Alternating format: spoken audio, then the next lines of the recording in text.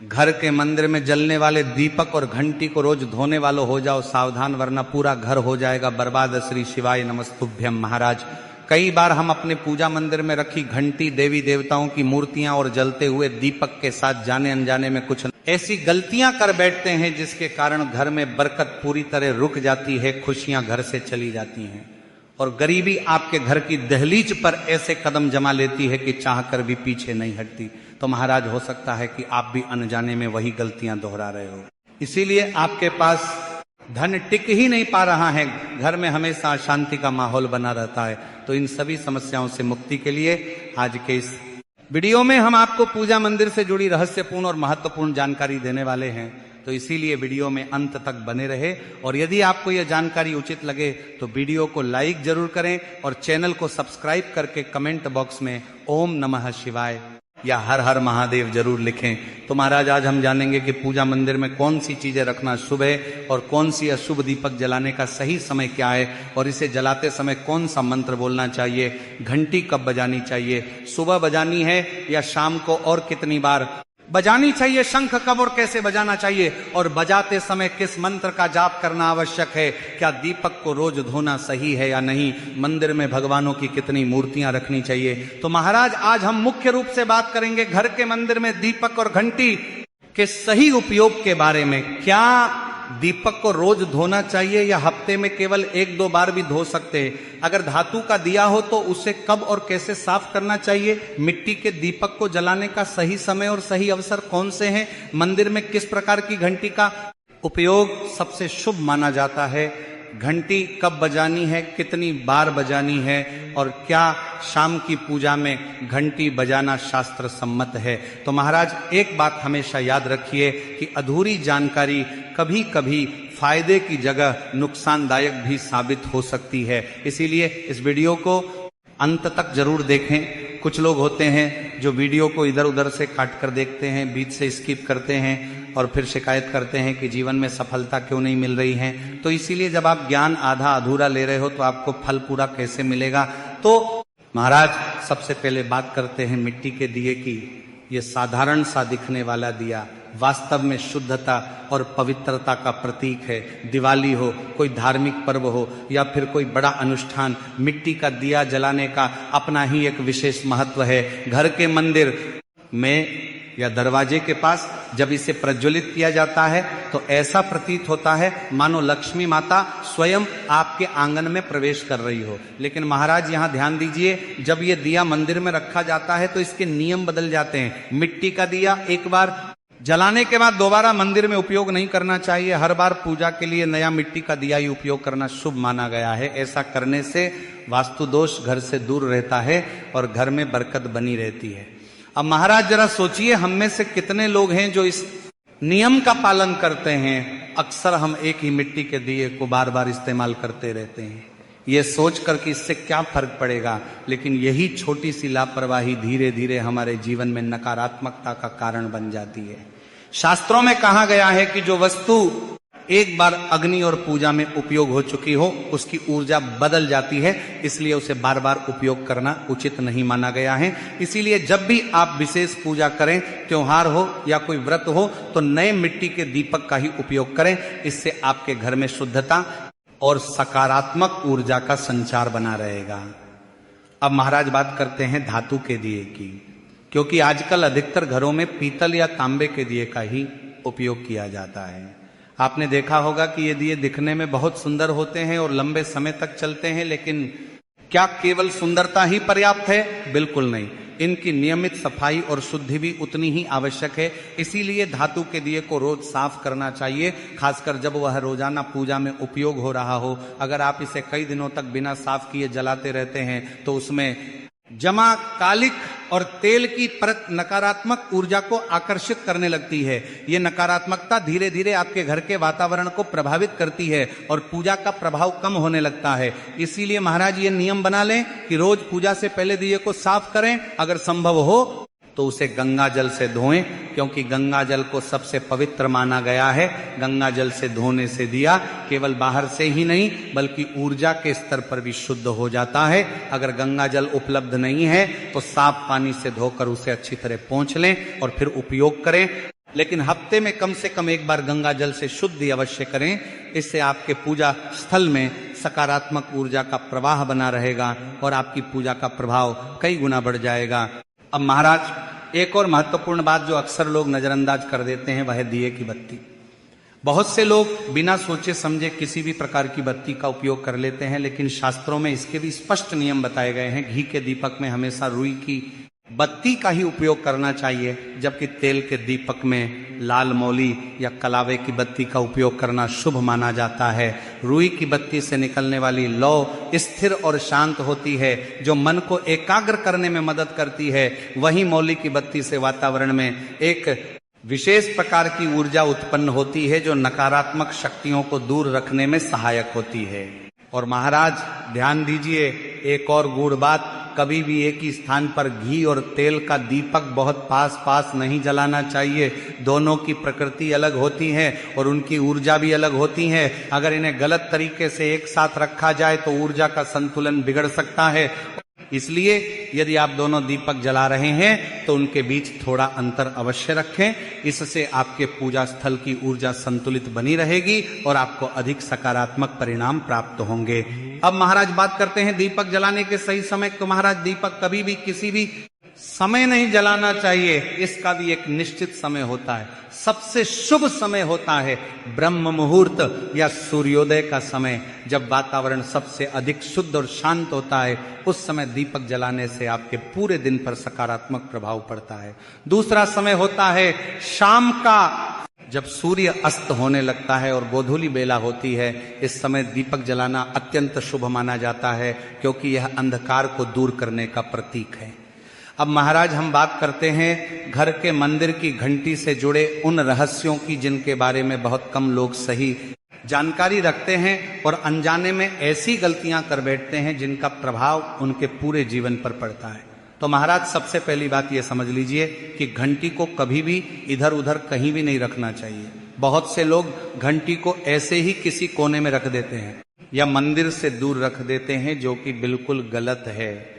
घंटी का स्थान हमेशा पूजा स्थल के पास या मंदिर के प्रवेश द्वार पर होना चाहिए, ताकि उसकी ध्वनि पूरे स्थान में समान रूप से फैल सके। और एक बहुत महत्वपूर्ण बात, घंटी को कभी भी दक्षिण दिशा में नहीं रखना चाहिए, क्योंकि शास्त्रों में दक्षिण दिशा को यम की दिशा माना गया है और वहां घंटी रखने से पूजा का प्रभाव कम हो सकता है। इसलिए हमेशा ध्यान रखें कि घंटी का स्थान सही दिशा में हो, ताकि आपकी पूजा का पूरा फल आपको प्राप्त हो सके। अब महाराज बात करते हैं कि किस प्रकार की घंटी सबसे शुभ मानी जाती है। तो महाराज पीतल की घंटी को सबसे अधिक पवित्र और प्रभावशाली माना गया है, क्योंकि पीतल में एक विशेष प्रकार की ध्वनि उत्पन्न करने की क्षमता होती है, जो वातावरण को तुरंत शुद्ध कर देती है। विशेष रूप से जिस घंटी पर गरुड़ की आकृति बनी होती है उसे अत्यंत शुभ माना गया है। इसे गरुड़ घंटी कहा जाता है और माना जाता है कि इसकी ध्वनि से भगवान विष्णु की कृपा शीघ्र प्राप्त होती है और घर में सुख समृद्धि बनी रहती है।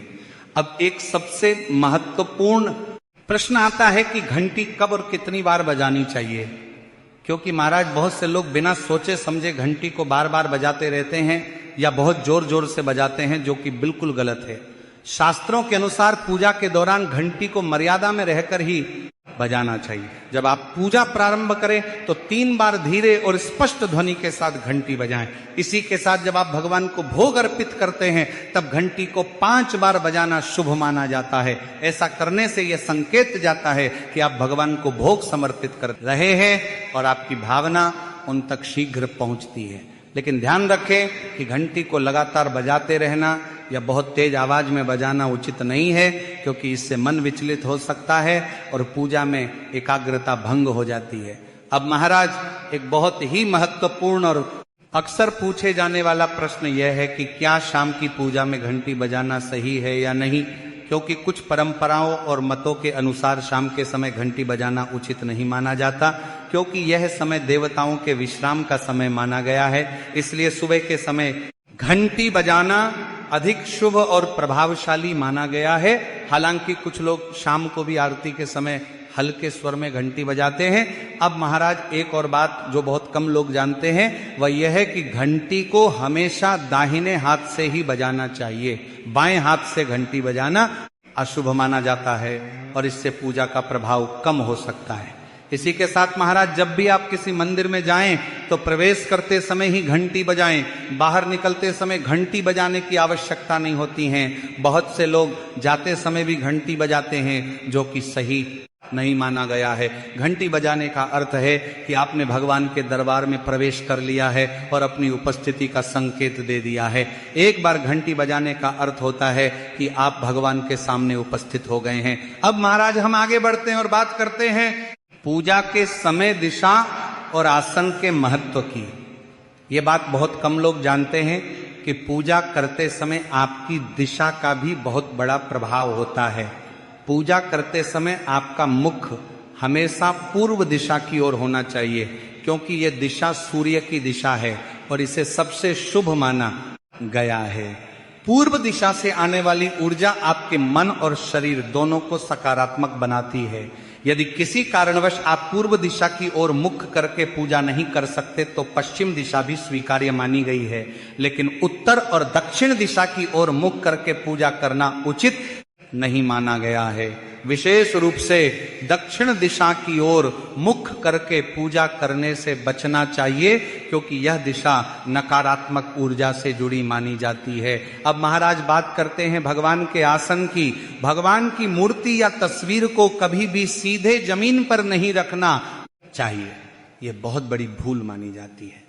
भगवान का आसन हमेशा आपके आसन से ऊंचा होना चाहिए। कम से कम 10 इंच की ऊंचाई पर भगवान की स्थापना करनी चाहिए, ताकि पूजा स्थल की ऊर्जा संतुलित बनी रहे।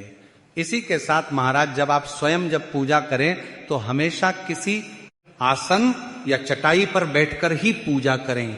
सीधे जमीन पर बैठकर पूजा करना उचित नहीं माना गया है।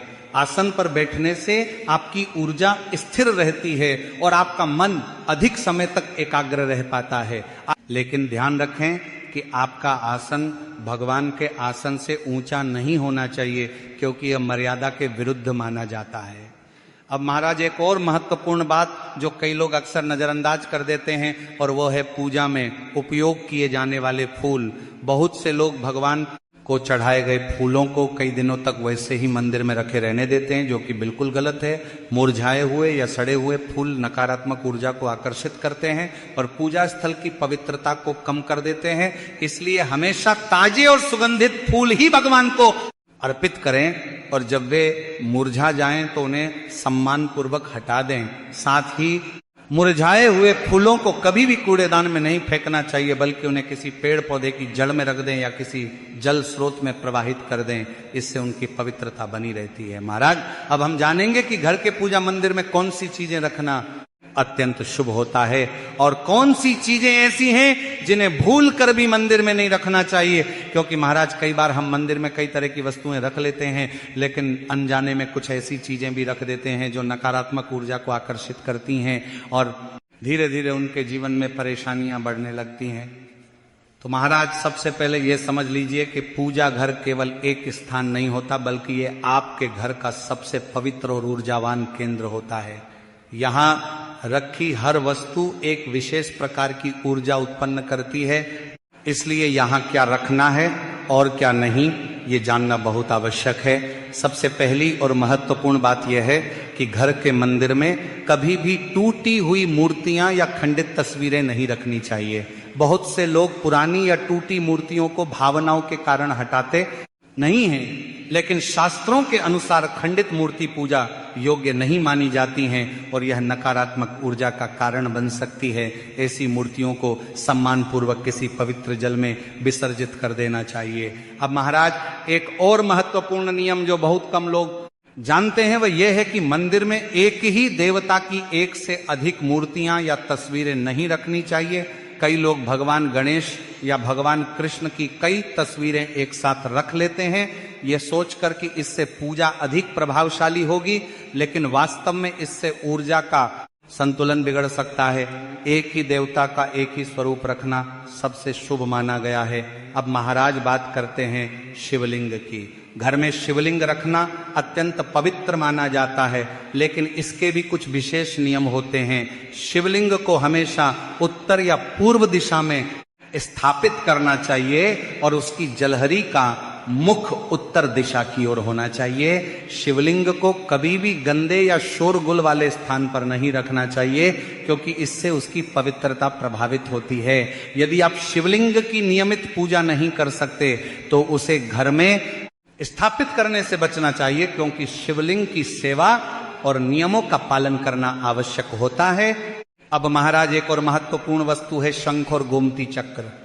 शंख को भगवान विष्णु का प्रतीक माना जाता है और इसे घर में रखना अत्यंत शुभ होता है। शंख में भरा हुआ जल वातावरण को शुद्ध करता है और सकारात्मक ऊर्जा का संचार करता है। लेकिन ध्यान रखें, शंख को हमेशा साफ रखें और उसमें भरा जल रोज बदलें। गंदा या रोका हुआ जल नकारात्मकता को बढ़ा सकता है। अब महाराज बात करते हैं मंदिर की सफाई की। बहुत से लोग केवल पूजा करने पर ध्यान देते हैं, लेकिन सफाई को नजरअंदाज कर देते हैं, जबकि यह सबसे महत्वपूर्ण बातों में से एक है। पूजा स्थान को हमेशा साफ सुथरा और व्यवस्थित रखना चाहिए। वहां धूल, मिट्टी या बिखरी हुई वस्तुएं नहीं होनी चाहिए, क्योंकि इससे नकारात्मक ऊर्जा का प्रवाह बढ़ता है और मन भी एकाग्र नहीं रह पाता। अब महाराज एक और अत्यंत महत्वपूर्ण बात जो अक्सर लोग नजरअंदाज कर देते हैं, वह है पूजा घर का स्थान। पूजा घर हमेशा घर के शांत और पवित्र कोने में होना चाहिए। सबसे शुभ स्थान ईशान कोण यानी उत्तर पूर्व दिशा मानी जाती है, क्योंकि यह दिशा सकारात्मक ऊर्जा का केंद्र होती है। यदि संभव हो तो मंदिर को इसी दिशा में स्थापित करें।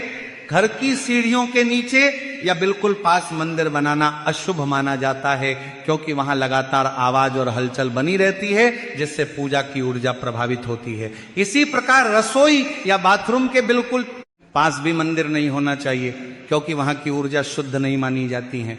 अब महाराज एक और महत्वपूर्ण नियम जो आपके जीवन को गहराई से प्रभावित करता है, वह है बेडरूम में मंदिर रखना। जहां तक संभव हो पूजा घर को बेडरूम से अलग ही रखें, लेकिन यदि स्थान की कमी के कारण आपको बेडरूम में ही मंदिर रखना पड़ता है तो रात के समय उसे पर्दे से ढक देना चाहिए। इससे मंदिर की पवित्रता बनी रहती है और आपकी नींद और मानसिक शांति पर भी कोई नकारात्मक प्रभाव नहीं पड़ता है। अब महाराज बात करते हैं एक और ऐसी गलती की जो लोग अक्सर कर बैठते हैं, और वह है पूजा स्थान के सामने अनुचित व्यवहार करना। भक्तों, पूजा घर के सामने कभी भी झगड़ा, गुस्सा या अपवित्र व्यवहार नहीं करना चाहिए। यह स्थान केवल भक्ति और शांति के लिए होता है। यदि वहां नकारात्मक भाव उत्पन्न होते हैं तो उसका सीधा प्रभाव आपके पूरे घर के वातावरण पर पड़ता है। कई बार लोग अनजाने में मंदिर के पास ही ऊंची आवाज में बात करते हैं या विवाद करते हैं, जिससे वहां की सकारात्मक ऊर्जा नष्ट हो जाती है। इसलिए हमेशा ध्यान रखें कि मंदिर के आसपास का वातावरण शांत और पवित्र बना रहे। अब महाराज एक और विशेष नियम है वस्त्रों का। पूजा करते समय कभी भी काले रंग के कपड़े नहीं पहनने चाहिए, क्योंकि काला रंग नकारात्मकता का प्रतीक माना जाता है। हमेशा हल्के और शुभ रंग के वस्त्र जैसे सफेद, पीला या लाल पहने, जिससे मन में शांति और सकारात्मकता बनी रहे। अब महाराज हम आगे बढ़ते हैं और बात करते हैं उन चीजों की जो पूजा घर में अवश्य होनी चाहिए। सबसे पहले एक स्वच्छ और सुंदर आसन होना चाहिए जहां आप बैठकर पूजा कर सकें। इसके अलावा एक साफ जल का पात्र, एक धूप या अगरबत्ती, एक शुद्ध दीपक और भगवान की मूर्ति या तस्वीर होनी चाहिए। ये मूल चीजें हैं जो हर पूजा घर में होनी ही चाहिए। इसके साथ ही यदि आप चाहें तो तुलसी का पत्ता, चंदन, अक्षत और फूल भी पूजा में शामिल कर सकते हैं। ये सभी चीजें पूजा को पूर्ण बनाती हैं और भगवान की कृपा प्राप्त करने में सहायक होती हैं। तो महाराज ये थी पूजा मंदिर से जुड़ी हुई